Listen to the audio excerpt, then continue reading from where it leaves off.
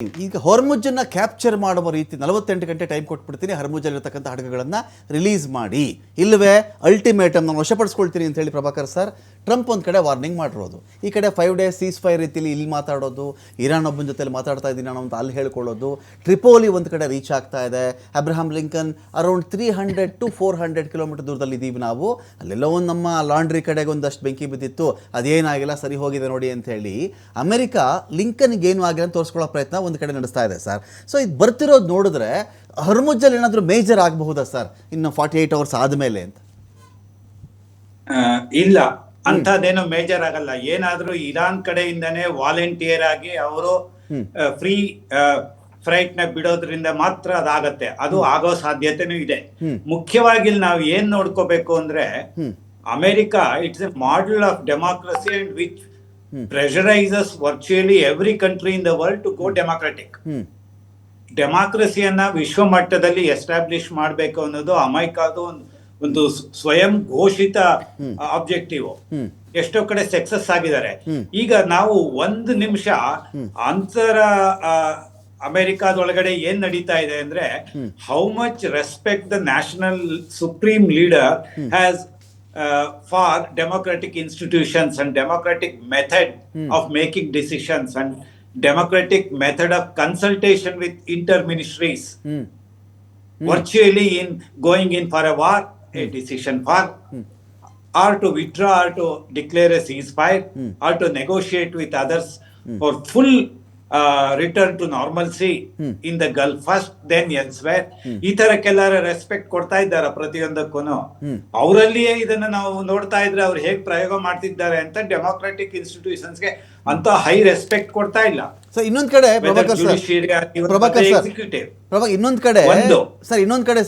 Sir ಇನ್ನೊಂದ್ ಕಡೆ check ಮಾಡಿಬಿಟ್ರೆ ಇವರು ಹೋರ್ಮುಜ್ನ ವಶಪಡಿಸ್ಕೊಳ್ತಾರೋ ಇಲ್ವೋ ಬೇರೆ ವಿಚಾರ, ಇರಾನ್ನ ಪಾಲಿಗೆ ಹೋರ್ಮುಜ್ ಜೀವನ ನಡೀತಾರ ಸರ್. ಅವ್ರಿಗೆ ಅದು ಕಳ್ಕೊಂಡ್ರು ಅಂದ್ರೆ ಇನ್ನೇನು ಇಲ್ಲ ಇರಾನಲ್ಲಿ ಅಂತ ಅರ್ಥ. ಇವ್ರದ್ದು ಇರಾನ್ ಅವ್ರು ನಿಂತುಬಿಟ್ಟಿದ್ದಾರೆ, ನಮ್ದು ಇನ್ನೇನು ಇಲ್ಲ, ಎಲ್ಲ ಕಳ್ಕೊಂಡಿದ್ದೀವಿ, ಲಾಸ್ಟ್ ಇವ್ರನ್ನು ಮುಳುಗಿಸೇ ತೀರ್ತೀವಿ ಅಂತ ಬಂದುಬಿಟ್ರೆ ಲಿಂಕನ್ನೋ ಟ್ರಿಪೋಲಿನೋ ಮುಗಿಸೋದು ದೊಡ್ಡ ವಿಷಯ ಆಗ್ಲಾರ್ದ ಇರಾನ್ ಅವ್ರಿಗೆ, ಅದನ್ನು ಮುಳುಗಿಸ್ಬಿಡ್ತೀವಿ ನಾವು ಬಿಡ್ರಿ ಅಂತ ಹೇಳಿ ಎಲ್ಲ ಫೋಕಸ್ ಆ ಕಡೆ ಮಾಡಿದ್ರೆ ಆಯ್ತಲ್ಲ ಅಂತ. ಇಲ್ಲ, ಇದು ಯಾವ್ದಕ್ಕೂ ಅವಕಾಶ ಕೊಡಬಾರ್ದು. ಇರಾನ್ ಆಗಿಯೇ ಉಳಿಬೇಕು ಅನ್ನೋ ದೃಷ್ಟಿಯಿಂದ ಹೋರ್ಮೋಸ್ ನನ್ನ ಫ್ರೀ ಆಗಿ ಬಿಡ್ತಾರೆ for shipment, for movement of tankers and other carriers. ಯಾಕೆಂದ್ರೆ ಆವಾಗ ಅದು ಇರಾನ್ ಕಡೆಯಿಂದ ಮಹಾ ಜೆಸ್ಚರ್ ತರ ಆಗತ್ತೆ. ಅದು ಎಲ್ಲರಿಗೂ ತೃಪ್ತಿ ನೀಡುತ್ತೆ. ಅವಾಗ ಯಾರು ಇರಾನಿನ ಎಗನೆಸ್ಟ್ ಹೋಗೋದಿಲ್ಲ. ಅಮೆರಿಕ ಬಂದ್ ಇದ್ದಿದ್ದನ್ನೆಲ್ಲ ಧ್ವಂಸ ಮಾಡ್ಬಿಟ್ರೆ ಅದ್ ಏನ್ ಗ್ಯಾರಂಟಿ ಅವರೇನೆ ಇನ್ ಮುಂದೆ ಎಲ್ಲಾನು ಕಂಟ್ರೋಲ್ ನಲ್ಲಿ ತಕೊಂಡು ನಡೆಸ್ತಾರೆ ಅನ್ನೋದು ಆಗೋದಿಲ್ಲ. ಅಮೆರಿಕಾಗೂ ಒಂದ್ ರೀತಿ ಒಳ್ಳೇದು, ಇರಾನ್ ಕಡೆಯಿಂದ ಅದು ವಾಲಂಟಿಯರಿಂಗ್ ಸ್ಟೆಪ್ ಇಸ್ ಬೆಟರ್. ಯಾಕೆಂದ್ರೆ ಅಮೆರಿಕ ಹೇಳಿದ ರೀತಿನಲ್ಲೇ ಧಮ್ಕಿ ಇರಾನ್ ಕೂಡ ಕೊಡ್ತಾ ಇರೋದ್ರಿಂದ ನಾವು ಅಮೆರಿಕ ಹೇಗೆ ಬರ್ತಾರ ನೋಡ್ತೀವಿ ಅಂತ ಹೇಳ್ತಾ ಇರೋದ್ರಿಂದ better we on our own side from volunteering or even as a gesture, let us open it. Maybe tax ಸ್ವಲ್ಪ ಅವಶ್ಯಕತೆಗೋಸ್ಕರ to meet other expenditures of things within home. Toll ಕೊಡ್ಬೋದು. ಎಷ್ಟು 18 ಕೋಟಿ ಅಲ್ಲ, ಮೇ ಬಿ $1,000 ತಂದು ನಿಲ್ಲಿಸಬಹುದು. So I think Iran will come back to negotiating table somehow or the other, but retaining its grudge against. ಯಾಕೆಂದ್ರೆ ಅಲ್ಲಿ ಅವರಿಗೆ ಇಸ್ರೇಲ್ ಮೇಲೆ ಕೂಡ ಗ್ರಡ್ಜ್ ಇದೆಯಲ್ಲ. ಅಮೆರಿಕ ಮತ್ತೆ ಇರಾನ್ ಮತ್ತೆ ಬೇರೆ ರಾಷ್ಟ್ರಗಳ ಕಡೆ ತರ್ಕೊಂಡು ಒಂದು ಒಪ್ಪಂದಕ್ಕೆ ಬರ್ಬೋದು, ಆದ್ರೆ ಇಸ್ರೇಲ್ ಅನ್ನ ಮನಸ್ಸವ್ರು ಯಾರು? ಇಸ್ರೇಲ್ ಇನ್ನು ಅವ್ರದ್ದು greater Israel ambition, southern Lebanon ತಗೊಳ್ತೀವಿ ಅಂತ ಇವತ್ತು ಕೂಡ ರಿಪೀಟೆಡ್ ಆಗಿ ಹೇಳಿದ್ದಾರೆ. ಹಾಗೆ ಇರುವಾಗ ಸಿಚುಯೇಷನ್ ಗಲ್ಫ್ ನಲ್ಲಿ ನಾರ್ಮಲ್ಸಿ ಸದ್ಯದಲ್ಲೇ ಬರುತ್ತೆ, ಸ್ವಲ್ಪ ನಿಧಾನವಾಗಿ. ಹೋರ್ಮೋಸ್ ಕಂಟ್ರೋಲ್ ಯಾವತ್ತಿಗೂ ಇರಾನಿಯನ್ಸ್ ಬಿಟ್ಕೊಡೋದಿಲ್ಲ, ಇಟ್ಕೊಂಡಿರ್ತಾರೆ. ಹಾಗಾಗಿ ಅವರೇ ವಾಲಂಟಿಯರ್ ಮಾಡಿ ಓಪನ್ ಮಾಡ್ತಾರೆ. ಈ 4 ದಿನ ಮುಂದೆ ಬಹಳ ಕ್ರಿಟಿಕಲ್. Fine sir. ಸುನಿಲ್ ನಂದೊಂದು ಪಾಯಿಂಟ್ ಏನಿದೆ ಅಂತ ಹೇಳಿದ್ರೆ, ಇಲ್ಲಿ ಈಗ ಅಮೆರಿಕಾಗೆ ಅಂತಾರಾಷ್ಟ್ರೀಯ ಮಟ್ಟದಲ್ಲಿ ಸೋಕಾಲ್ ದೊಡ್ಡಣ್ಣ, ಕೋಟ್ ಅಂಡ್ ಅನ್ಕೋಟ್, ದೊಡ್ಡಣ್ಣ ಬಿರುದಾಂಕಿತ ಈಗ ಚಿಕ್ಕಣ್ಣ ಆಗಿದ್ದಾರೋ ದೊಡ್ಡಣ್ಣನೇ ಇದ್ದಾರೋ ಇಲ್ಲ ಯಾವಣ್ಣನೂ ಆಗಿಲ್ವೋ, ಯಾವಾಗ ನಿಮಗೆ UN ನೇಟೋ ಏನು ಸರಿಯಾಗಿ ಕೆಲಸ ಮಾಡ್ತಿಲ್ಲ ಅಂತ ಆಗ್ಬಿಡುತ್ತೆ, ಭದ್ರತಾ ಮಂಡಳಿನೇ ಏನು ಕೆಲಸಕ್ಕೆ ಬರ್ತಿಲ್ಲ ಅಂತ ಹೇಳಿದ್ರೆ ಅವುಗಳು ಒಂದು ರೀತಿಯಲ್ಲಿ ಏನು ಪ್ರಯೋಜನ ಇಲ್ಲ ಅಂತ. ದೊಡ್ಡ ದೊಡ್ಡ ವಾರಗಳಾದಾಗ ಅಧ್ಯಕ್ಷರು ಕಿಡ್ನಾಪ್ ಆಗ್ತಿದ್ದಾಗ ಅವು ಆ್ಯಕ್ಷನ್ಗೆ ಬರ್ತಿಲ್ಲ ಅಂತ ಹೇಳಿದ್ರೆ ಸುಮ್ಮನೆ ಬೇರೆ ತೃತೀಯ ಜಗತ್ತಿನ ದೇಶಗಳು ಹೇಳೋಕ್ಕೆ ಆರ್ಡರ್ ಮಾಡೋಕ್ಕೆ ಚೆನ್ನಾಗಿರುತ್ತೆ ಅದು ಅಷ್ಟೇ ಅಂತ ಅಲ್ಲಿಗಾಗುತ್ತೆ. ಇದರಾಚೆಗೆ ಇಸ್ರೇಲ್ ಸ್ಟ್ಯಾಂಡ್ ಏನು, ಅಮೆರಿಕ ಮರ್ಯಾದೆ ಅಂತ ಹೋಗ್ತಿದೆ ಅಂತಾರಾಷ್ಟ್ರೀಯ ಮಟ್ಟದಲ್ಲಿ.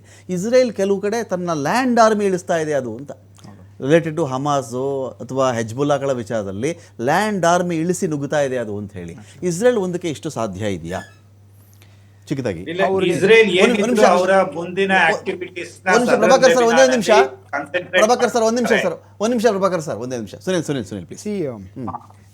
ಈಗ ಟ್ರಂಪ್ 5 days ಪಾಸ್ ಏನು ಈಗ ಕೊಟ್ಟಿದ್ದಾಗಿದೆ, ಅದಾದ ತಕ್ಷಣ ನೆಕ್ಸ್ಟ್ ಡೇ ಓಕೆ ಬೆಂಜಮಿನ್ ನೆತನ್ಯಾಹುದು ಒಂದು ಸ್ಟೇಟ್ಮೆಂಟ್ ಬಂತು. I have spoken with Donald Trump and I have expressed that Israeli ಇಂಟ್ರೆಸ್ಟ್ನ ಕಾಪಾಡ್ಕೊಳ್ಳೋದಕ್ಕೋಸ್ಕರ we will keep on attacking ಅಂತ.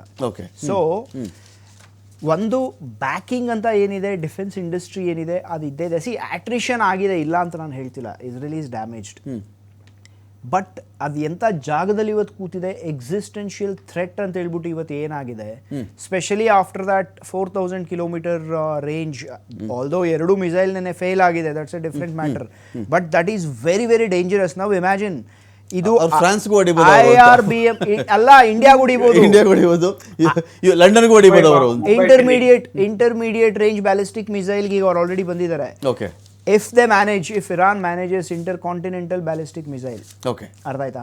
ಅಂಡ್ ಈಗ ಅವ್ರು ಏನು 60% ಎನ್ರಿಚ್ ಮಾಡಿದಾರಲ್ಲ, ಅದು 90%. ಆಲ್ರೆಡಿ ದೇರ್ ಆರ್ ರಿಪೋರ್ಟ್ಸ್ ಅವರ ನ್ಯೂಕ್ಲಿಯರ್ ಪ್ರೋಗ್ರಾಮಿಗೆ ಲಾಸ್ಟ್ ಜೂನಲ್ಲಿ ನಡೆದಂತಹ ಒಂದು ಇದೇನಿದೆ ಇದು ಅಟ್ಯಾಕ್ಸ್ ಏನಿದೆ ಅದಾಗ್ಲಿ, ನಟಾನ್ಸ್ ಆಗ್ಬೋದು, ಫೋರ್ಡೋ ಆಗ್ಬೋದು, ಇಲ್ಲ ಈಗ ಏನ್ ನಡೀತಿದೆ ಅದಾಗ್ಲಿ, ಈ ಒಂದು ಕಾನ್ಫ್ಲಿಕ್ಟ್ಸ್ ಅಲ್ಲಿ ಆಲ್ದೋ ಅವ್ರು ಬಂಕರ್ ಬಸ್ಟರ್ಸ್ ಈಗಲೂ ಯೂಸ್ ಮಾಡ್ತಾ ಇದ್ದಾರೆ. ಹಿಂದಿನ ಸಲ ಬಂಕರ್ ಬಸ್ಟರ್ ಯೂಸ್ ಮಾಡಿದಾಗ the war was paused, but ಈಗ ಏನಾಗ್ತಿದೆ, it is not stopped yet. So ಅವರ ಒಂದು ಪ್ರೋಗ್ರಾಮ್ ಏನಿದೆಯಲ್ಲ, ಎನ್ರಿಚ್ಮೆಂಟ್ ಪ್ರೋಗ್ರಾಮ್ ಕಂಟಿನ್ಯೂಸ್ಲಿ ನಡೀತಿದೆ. ಇಂಟರ್ನ್ಯಾಷನಲ್ ಅಟಾಮಿಕ್ ಎನರ್ಜಿ ಏಜೆನ್ಸಿ ಆಫೀಸರ್ಸ್ನ ಅವರು ಕಳಿಸ್ಬಿಟ್ಟಿದ್ದಾರೆ ಆಚೆ ಕಡೆಗೆ. ಆಲ್ದೋ ಅವ್ರ NPT ಸಿಗ್ನೇಟರೀಸ್ ಆದ್ರೂ ಅವರು ಅವ್ರನ್ನ ವಾಪಸ್ ಕಳಿಸ್ಬಿಟ್ಟಿದ್ದಾರೆ. ಸೊ ಒಳಗಡೆ ಏನು ನಡೀತಿದೆ ಅಂತ ಗೊತ್ತಿಲ್ಲ. In case of an ICBM plus 90% enrichment, Iran will be a nuclear armed country. ಒಳಗಡೆ ಏನು ನಡೀತಿದೆ ಅಂತ ಹೇಳ್ಬಿಟ್ಟು ಗೊತ್ತಿಲ್ಲ. So we have to carefully see one statement of Netanyahu. It is an existential threat for Israel right now more than ever. ಈ ಮುಂಚೆ ಯಾವಾಗಲೂ ಇಲ್ಲದಂತಹ ಇಷ್ಟು ಯುದ್ಧಗಳು ನಾವು ಮಾಡಿದೀವಿ. ಅರಬ್ ಇಸ್ರೇಲ್ ವಾರ್ಸ್ ಆಗ್ಬೋದು, 6 days ವಾರ್ ಆಗ್ಬೋದು, ಅರ್ಥ ಆಯ್ತಾ? ಎಲ್ಲ ವಾರ್ಸ್ ನಮ್ಮ ಹಿಸ್ಟ್ರಿಯಲ್ಲಿ ನಾವೇನೇನು ನೋಡಿದೀವಿ ಅದು ಎಲ್ಲದಕ್ಕಿಂತ ದೊಡ್ಡ ಎಕ್ಸಿಸ್ಟೆನ್ಷಿಯಲ್ ಥ್ರೆಟ್ ಈಗ ನಮಗೆ ನಡೀತಿದೆ. At any cost we cannot stop ಅಂತ ಅವ್ರು ಹೇಳಿದ್ದಾರೆ. ಅದೇನೇ ಇಸ್ರೇಲ್ ಪರಿಸ್ಥಿತಿ. They will fight till the last man is left. ಅದ್ ಬಿಟ್ಟರೆ ಅವ್ರಿಗೆ ಬೇರೆ ದಾರಿನೂ ಇಲ್ಲ, ಅವ್ರ ಅಸ್ತಿತ್ವಕ್ಕೆ ಬಿದ್ದಿರತಕ್ಕಂಥ ಅವ್ರು ಹುಟ್ಟಿದ್ದೆ ಹಾಗೆ, ಇವತ್ತಿನವರೆಗೂ ಅವ್ರಿಗೆ ಹಾಗೆ ನಡೀತಿದೆ.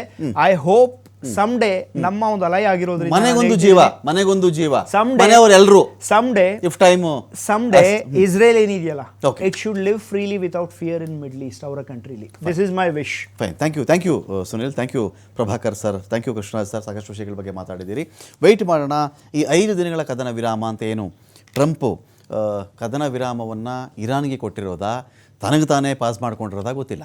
ಹೇಳ್ತಿರೋದು ಕದನ ವಿರಾಮ ನಾನು ಹೇಳಿದ್ದೀನಿ ಅಂತ, ಬಟ್ ಅದು ತನಗೆ ತಾನು ಕೂಡ ತೆಗೆದುಕೊಂಡಿರಬಹುದು. ಇದು ಹೀಗೆ ಮುಂದುವರಿಯಲಿ, ಶಾಂತಿ ನೆಲೆಸುವಂತಾಗಲಿ, ಮತ್ತು ಈ ಆರ್ಥಿಕ ಸ್ಥಿತಿಗತಿಗಳು ಎಲ್ಲ ದೇಶದಲ್ಲೂ ಕೂಡ ಒಂದು ನಾರ್ಮಲ್ ಸಿ ಅಥವಾ ಯಥಾಸ್ಥಿತಿಗೆ ಅದು ಮರಳಲಿ, ವಿಶ್ವ ಶಾಂತಿಯಿಂದ ಇರಲಿ ಅಂತ ಹೇಳ್ತಾರೆ.